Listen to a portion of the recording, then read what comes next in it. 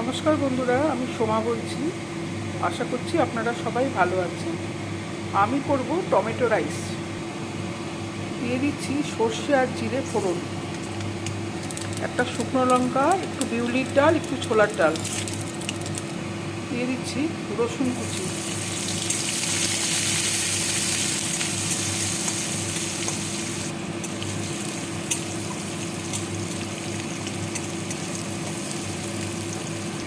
দিয়ে দিচ্ছি কারি পাতা।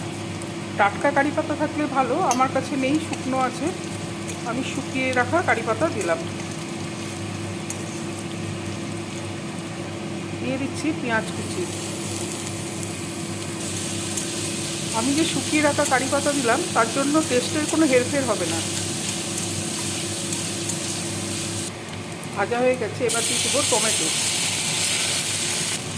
আমি এখানে টমেটোটা সেদ্ধ করে খোসাটা ছাড়িয়ে কুচি করে দিয়েছি। খাবার সময় টমেটোর খোসা মুখে পড়লে খুব একটা ভালো লাগে না। দিয়ে দিচ্ছি লবণ, হলুদ, দিয়ে দিচ্ছি একটু কাশ্মীরি লঙ্কার গুঁড়ো।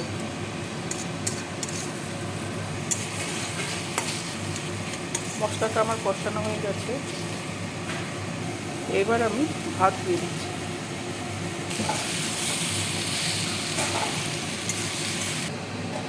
আমার তৈরি হয়ে গেল টমেটো রাইস। রেসিপিটা কেমন লাগলো আমাকে জানাবেন। ভালো লাগলে আমার সঙ্গে থাকার জন্য আমি আপনাদেরকে অনুরোধ জানাচ্ছি। নমস্কার।